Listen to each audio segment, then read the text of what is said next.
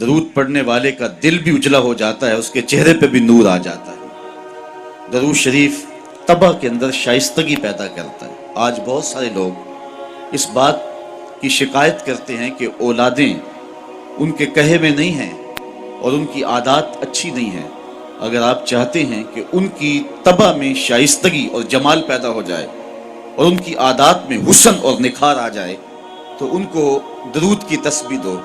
نتیجہ کیا ہوگا کہ ان کی عادتیں خود بخود سنورنا شروع ہو جائیں گی اور آپ چند دنوں کے اندر دیکھیں گے اور ایک اچھے اور پاکیزہ انسان کی صورت میں نشو و نما پا رہے ہیں۔ درود شریف انسان کی صلاحیتوں کو جلا بخشتا ہے، انسان کو ذکاوت، ذہانت اور اس کو فہم و ادراک کی دولتوں سے مالا مال کرتا ہے۔ درود شریف کی یہ تاثیر بھی ہے کہ اس سے زبان میں اثر اور رس آ جاتا ہے۔ کسی نے اقبال سے پوچھا تھا کہ تیرے شعروں میں یہ شہد کہاں سے آ گیا؟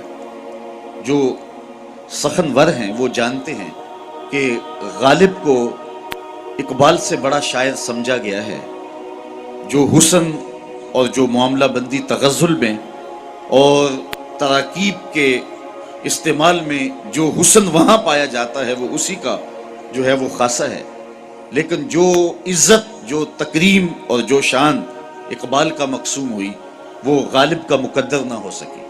تو یہ بات کسی نے اقبال سے ہی پوچھا، یہ بات پوچھی کہ حضرت یہ بات سمجھ میں نہیں آتی کہ آپ کے شعروں میں اثر اور شیرینی کہاں سے آئی؟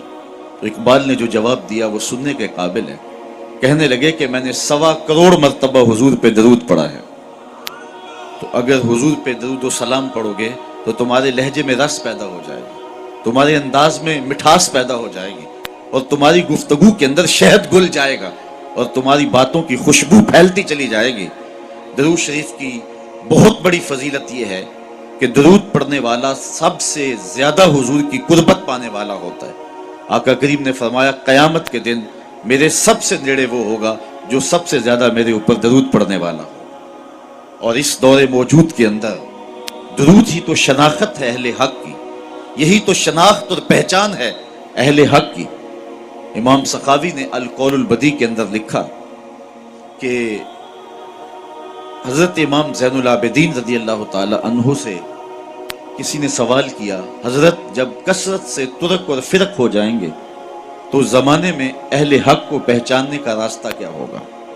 جب ہر شخص اپنی طرف کھینچ رہا ہو اور قرآن و حدیث سے دلائل فراہم کر رہا ہو، ایک عام آدمی تو سمجھ نہیں پاتا کہ حق پہ کون ہے اور باطل پہ کون ہے۔ ہر شخص تو قرآن کی بولی بول رہا ہے، ہر لفظ کی، ہر شخص کی زبان پر تو حدیث رسول کا وظیفہ ہے، اور 72-73 لوگ ایک آدمی کو کھینچ رہے ہیں۔ کبھی آپ نے لاری اڈے پہ دیکھا ہے جو کنڈکٹر حال کرتے ہیں سواری کا، ایک بچہ کھینچ کے لے گیا، دوسرا سامان کھینچ کے لے گیا، تیسرے نے خاتون کو بازو سے پکڑا ہے اور اپنی بس کی جانب کھینچ رہا ہے، تو بعض خواتین غصے میں آتی ہے اور کہتی ہیں ہم نے کہیں بھی نہیں جانا، حالانکہ جانا تو کہیں ہوتا ہے، لیکن اتنے لوگ اپنی جانب اس انداز سے بلا رہے ہوتے ہیں کہ سر چکرا جاتا ہے۔ اس طرح لوگ اپنی اپنی جانب دعوت دے رہے ہیں، آواز دے رہے ہیں، بلا رہے ہیں، مختلف ڈھنگ اور مختلف طریقے۔ اس نے مہربانی کی امام زین العابدین سے پوچھا، حضرت جب فرق اور ترک مختلف ہو جائیں گے تو حق کو پہچاننا کس طرح سے ہوگا؟ تو حضرت امام زین العابدین نے جو جواب دیا وہ بڑا خوبصورت تھا اور واضح لفظوں میں صریح جواب تھا۔ فرمانے لگے جو اہل السنہ ہوں گے وہ حق کی راہوں کے مسافر ہوں گے۔ سائل نے دوسرا سوال پوچھا، اگر بہت سارے لوگ اسی عنوان کے ساتھ موجود ہوں، اسی ٹائٹل کے ساتھ ہوں، تو ان میں سے پھر اصلی سنی کو پہچاننے کا طریقہ کیا ہے؟ تو سنو امام زین العابدین نے جواب کیا ملا، جواب کیا دیا، آپ کے سینے میں ٹھنڈ پڑ جائے گی اور یہاں آپ آئے ہیں تو آپ کو اپنے پہ ناز ہوگا۔ حضرت امام زین العابدین فرمانے لگے من علامات اہل سنہ کثرت الصلاۃ علی رسول اللہ صلی اللہ علیہ وسلم، اہل سنت کی علامتوں میں سے ایک نشانی یہ ہے کہ وہ کثرت کے ساتھ حضور پہ درود پڑھنے والے ہوں۔ آج ہمیں بطور تانا کہا جاتا ہے یہ درودیے ہیں، میں کہتا ہوں تم تو تانا دیتے ہو، ہم اس کو اپنے لیے تمغہ اعزاز سمجھتے ہیں، چونکہ درودیہ ہونا اعزاز ہے، ہم درودیے ہیں، بارودیے تو نہیں ہیں۔ تو حضور علیہ السلام پر کثرت سے درود و سلام پڑھنا یہ حب رسول کو سینوں میں پیدا کرنے کا مؤثر ترین ذریعہ ہے۔ دوسری بات، اپنی نسل کو، اپنی اولاد کو، آنے والی نسل نو کو حضور علیہ السلام کے فضائل و مناقب اور حضور کی عظمتوں کے باب سکھاؤ، تاکہ ان کے سینوں کے اندر حضور علیہ السلام کا پیار پیدا ہو۔ اگر اولاد کو یہ کہا جائے کہ نبی دیوار کے پیچھے بھی نہیں جانتا، تو بتائیے کہ اولاد کے سینے میں نبی کا پیار پیدا ہوگا؟ اولاد آج نہیں تو کل سوال کرے گی کہ سائنس کا عروج اور بانک پن یہ ہے کہ وہ پہاڑوں کی تہوں کے اندر چھپے ہوئے سونے اور چاندی اور اس کی مقدار کو بھی دیکھ لیتے، زمین کی کوکھ کے اندر جو چھپا ہوا تیل ہے اور کوئلہ ہے، سائنس اسے بھی دیکھ رہی ہے۔ تو کیا سائنس یہ بانک پن اور یہ عروج رکھے کہ وہ پہاڑوں کی رگوں کے اندر سونے کے ذرات کتنے فیصد ہیں یہ بھی دیکھ لے، اور نبی دیوار کے پیچھے بھی نہ دیکھ پائے؟ تو آنے والی نسل کو کیا جواب دیا جائے گا؟ تو آنے والی نسل کو کہا جائے کہ ایسا نہیں ہے، اگر کسی نے یہ لکھا ہے تو اندھیرے میں بیٹھ کے لکھا ہے، بات دیوار کی نہیں ہے، اور نبی تو نبی رہا۔ نبی کے غلام حضرت عمر مسجد نبوی کے ممبر پہ بیٹھے ہیں، نہامد میں جنگ ہو رہی ہے، 1 مہینے کی مسافت ہے، دیوار کیا راستے میں کئی پہاڑ کھڑے ہیں، اور حضرت ساریہ امیر لشکر پہاڑ کو چھوڑنے لگے ہیں۔ حضرت عمر یہاں سے پکارتے ہیں، یا ساریہ الجبل، اے ساریہ پہاڑ کو نہیں چھوڑنا، یہ شان ہے خدمت گاروں کی، سرکار کا عالم کیا ہوگا۔ تو اپنی نئی نسل کو ان حقیقتوں سے روشناس کرنا ہوگا۔ آج کے زمانے میں اگر آپ اپنی نسل کو یہ کہیں کہ نبی کسی چیز کا اختیار نہیں رکھتا، تو آج ہم سے نسل نو سوال کر سکتی ہے کہ انسان کے اختیارات تو کراں تا بکراں پھیل گئے ہیں۔ آج انسان نے زمین کی تنابیں تھام لی ہیں، سورج کی شعاؤں کو مسخر کر لیا ہے، پانیوں پہ قبضہ جم گیا ہے، ایٹم کا کلیجہ چیرا جا چکا ہے، چاند کی چھاتی روندی جا چکی ہے، اور مریخ کے سفر کی تیاریوں میں ہے انسان۔ انسان نے پوری دنیا کو گلوبل ولیج بنا لیا ہے۔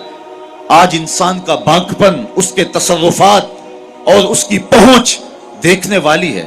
یہ فراٹے بھرتی گاڑیاں اور یہ ہواؤں کے سینے کو چیرتے ہوئے طیارے، یہ انسان کے تصرف کی کہانی نہیں کہہ رہے؟ جب انسان کے اختیارات کی کہانی اس قدر پھیلتی چلی جا رہی ہے، تو کیا نبی اختیار ہی نہیں رکھتا ہے؟ تو نئی نسل کو بتانا پڑے گا کہ نہیں، اگر یہ کسی نے کہا تو یہ اہل اسلام کا عقیدہ نہیں ہے۔ نبی کے اختیار کی کہانی تو یہ ہے کہ نبی انگلی اٹھائے چاند کے ٹکڑے ہو جائیں، سورج پلٹ کے اثر کے وقت پہ آ جائے، وہ سڑیاں کھجوراں اگا جاندائے، وہ پتھراں نو کلمے پڑھا جاندائے، قطرے کو سمندر ذرے کو ستارہ کرتے ہیں، کونین کو خم آ جاتا ہے جب زلف سنوارا کرتے۔ اپنی نسل نو کو بتانا پڑے گا کہ حضور کو جو اللہ نے اختیارات دیے ہیں، اور جو مناقب اور جو فضائل اور جو رفعتیں حضور کو نصیب ہوئی ہیں، وہ کسی اور کا مقسوم کبھی نہیں رہا، اور نہ کسی اور کو وہ مقام نصیب ہو سکتا ہے جو مصطفیٰ جان رحمت کو عطا فرما دیا گیا۔ آج جدید ٹیکنالوجی جو آپ کے کوبرا ہیلی کاپٹر کو بھی دستیاب ہے کہ آپ فائر داغ چکے ہیں، آپ میزائل داغ چکے ہیں، پھر آپ کا پروگرام بدل گیا تو آپ بٹن دباتے ہیں تو اس کا ہدف تبدیل کر سکتے ہیں، اس کا رخ موڑ سکتے ہیں، اس کو راستے میں توڑنا چاہے تو توڑ سکتے ہیں۔ کسی زمانے میں سنتے تھے کہ کمان سے نکلا ہوا تیر واپس نہیں آتا، آج نکلے ہوئے میزائل اور نکلی ہوئی گولیوں کے رخ موڑے جا رہے ہیں۔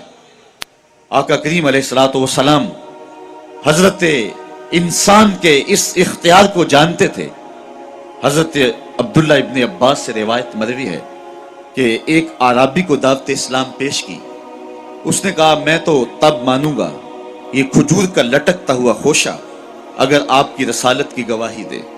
تو حضور نے فرمایا کہ اگر یہ گواہی دے تو تم مان جاؤ گے؟ اس نے کہا انکار کی گنجائش نہیں رہے گی۔ تو آقا کریم علیہ السلام نے اشارہ کیا، وہ گچھا ٹوٹ کے حضور کے قدموں میں آ گیا، رسالت مصطفیٰ کی گواہی دی، اب انکار کی کوئی گنجائش نہیں تھی، اس کے لبوں پہ کلمہ جاری ہو گیا۔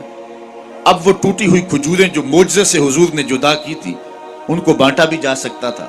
صحابہ ساری زندگی فخر کرتے کہ ہم نے معجزے سے توڑی ہوئی کھجوریں کھائی ہیں، اس صحابی کو مرحمت کر دی جاتی، ایمان کی خوشی میں بانٹ سکتے ہو۔ لیکن آقا جانتے تھے قرب قیامت میں میزائلوں کے رخ بدلے جائیں گے، کمانوں سے نکلے ہوئے تیر جو ہیں وہ واپس کیے جائیں گے، آقا کریم اس گچھے سے مخاطب ہو کے فرمانے لگے تجھے جس کام کے لیے بلایا وہ کام ہو گیا، اب واپس جا کے شاخ سے جڑ بھی جا۔ صرف توڑنا نہیں جانتے، جوڑنا بھی جانتے ہیں۔ تو یہ نبی علیہ السلام کے اختیارات کی کہانی ہے، اور مصطفیٰ کی عظمتوں کو اپنی نئی نسل کے سامنے رکھنا پڑے گا، حضور کے فضائل ان کے سامنے رکھنے پڑیں گے، حضور کے مراتب ان کو بیان کرنے پڑیں گے، تاکہ ان کے سینے کے اندر حضور علیہ السلام کا پیار اور حضور علیہ السلام کا احترام پیدا ہو۔ نسل نو کو حضور کی دہلیز پہ لانا ہوگا، اور انہیں آقا کریم علیہ السلام کے قصیدے سنانے پڑیں گے، حضور علیہ السلام پہ درود کی ترغیب دیں گے، ساتھ حضور کے کمالات کا بھی ذکر کریں گے کہ بیٹے حضور پہ درود پڑھ رہے ہو تو مت سمجھو کہ حضور سن نہیں رہے، تیرے درود کو مصطفیٰ جان رحمت مدینے میں بیٹھ کے سن رہے ہیں، وہ تو درختوں کی بولیاں سنتے ہیں۔